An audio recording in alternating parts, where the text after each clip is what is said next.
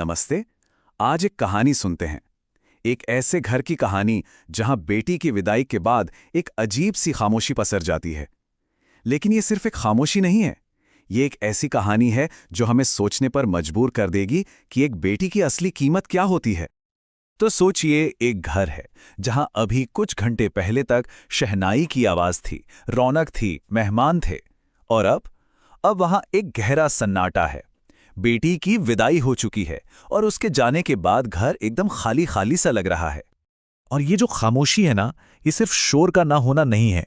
इसमें खालीपन है, एक जुदाई का दर्द है जो माँ बाप, खासकर एक पिता, अपने दिल में महसूस कर रहा होता है।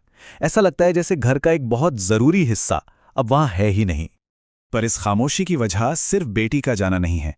इसकी जड़ें बहुत गहरी हैं, एक ऐसी सोच में जो सदियों से हमारे समाज का हिस्सा रही है। एक ऐसी बात जो शायद हर बेटी को बचपन से ही सुनने को मिलती है। और वो सोच है पराया धन।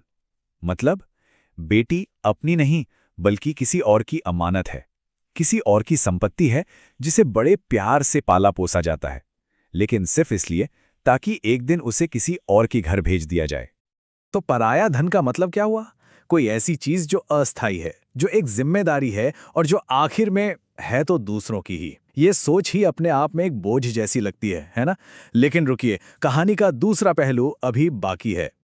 तो कहानी में एक मोड़ आता है। उसी खामोशी और सुनेपन के बीच पिता को एक ऐसी चीज मिलती है जो इस सदियों पुरानी सोच को हमेशा के लिए बदलने वाली थी। वो पिता बड़े भारी मन से अपनी बेटी के कमरे की तरफ बढ़ते हैं। वही कमरा जो अब खाली है, सूना पड़ा है। और वहां मेज पर रखा उन्हें एक लिफाफा नजर आता है। उस लिफाफे के अंदर स्याही से लिखे कुछ शब्द थे, ऐसे शब्द जो सब कुछ बदलने वाले थे।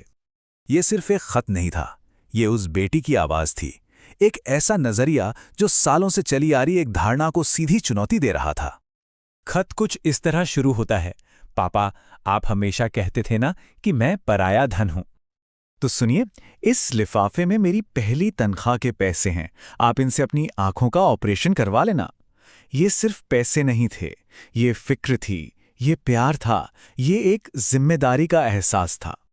और फिर आती है वो एक लाइन, वो लाइन जो सारी सोच को एक पल में पलट कर रख देती है। खत में लिखा था, मैं पराया धन नहीं पापा, मैं तो आपकी जमा पूंजी हूं। बस इन चंद शब्दों ने जैसे सब कुछ बदल दिया।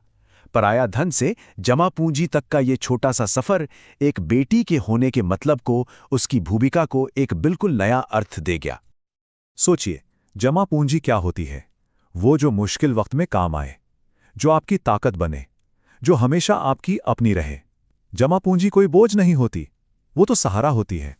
तो अब वो कहानी पूरी होती है, जहां पराया धन अस्थायी था, वहीं जमा पूंजी स्थायी है। जो एक जिम्मेदारी लगती थी, वह अब घर की नींव बन चुकी है, और जो दूसरों की अमानत थी, वो अब अपनी ताकत का स्रोत है। और यही तो इस छोटी सी कहानी का सबसे बड़ा संदेश है कि बेटियां वो धन नहीं हैं जिसे किसी और को सौंप दिया जाए, बल्कि वो तो उस घर की नींव है जहां वो पैदा होती हैं, और वो हमेशा उस नींव का एक मजबूत हिस्सा बनी रहती हैं। तो सवाल बस इतना सा है, पराया धन या जमा पूंजी?